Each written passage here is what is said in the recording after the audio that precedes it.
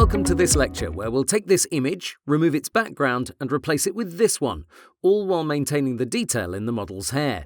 This is going to take about 5 minutes to complete, so let's get to it.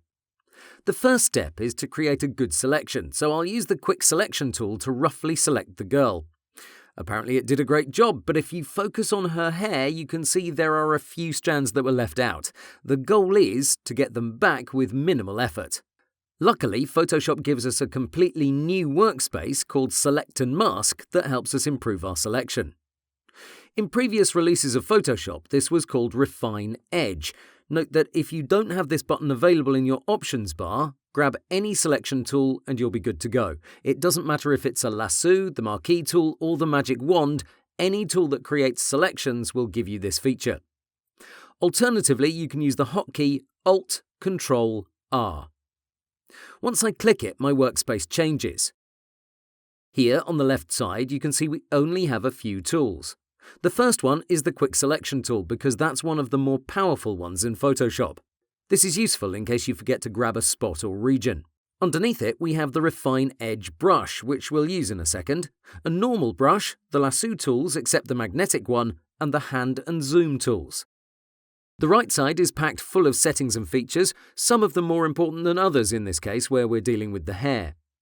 The view mode is one of the most interesting ones because we get to see our selection in various modes. For example, on a white background, this looks pretty decent, but if we change it to black, we can see we're having major issues with our selection. What's great is that you can adjust the opacity of your viewing mode so you can get a better grasp of what's going on. There's no particular one from this list that's best for all cases. You'll have to go through them and see what the right one is for the job. The goal is to see the selection at its worst, not at its best, and that's because now's the time to correct any potential problems. By going through these, you get a better sense of what needs to be fixed. Here, I'll use Overlay as my viewing mode because this red showcases all my issues. By the way, if you want to change that red to something else, you have that option here. Let me show you how these settings work. The radius slider helps us expand your selection region, and this usually picks up on small details that have been left out. If I crank it to its maximum value, 250 pixels, we can see it did a decent job at eliminating those white spots caused by the original background. My advice is to always use Smart Radius when you're dealing with hair, fur, or any similar texture. By turning it on, we can see how we're getting back some important details we would have otherwise lost. This area here is a good example. Let me toggle Smart Radius on and off a few times so you can see the difference. So without it, this body of hair becomes translucent, and that's less than ideal. It's true that when we enable Smart Radius, we're getting some white areas back into her hair, but those can be further edited. If you're not sure what value you need to use, go to the top and check this Show Edge feature. By enabling it, you can see the area where Photoshop will look for extra hairs. If it's 0, you won't see anything, but as I slowly increase it, you can see how this region grows. Let me take this back to 0 and uncheck that feature. Smooth and Feather are two settings you should avoid when dealing with hair. They have no place here because we want to get all these fine details in our end result, whereas these two eliminate all those extra fine parts. You can increase the contrast, though here I'm not sure this helps us in any way. This targets soft edged transitions along the edge of our selection and makes them more abrupt, more visible. Let me go between 0 and 100% so you can see the difference. There are little places where it shows up, for example this region. In this case, I think I'll skip this feature. Use Ctrl-0 to fit the image to your screen. The last one here is Shift Edge, and it's a good way to reveal even more of those rebel hairs. By sliding it to the right, we're growing our selection. This reveals more of that white highlight, but again, that can be edited out.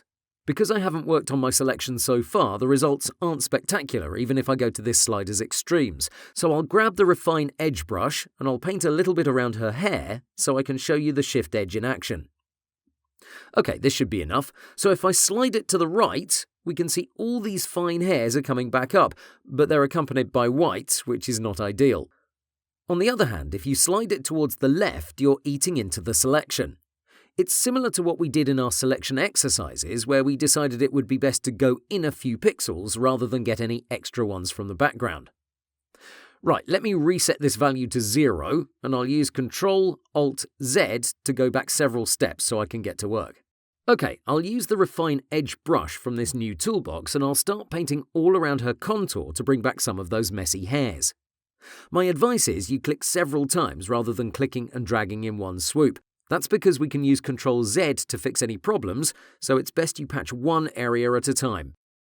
This is looking pretty good. Let me change the view mode to On Layers so we can see how this would look on a new background.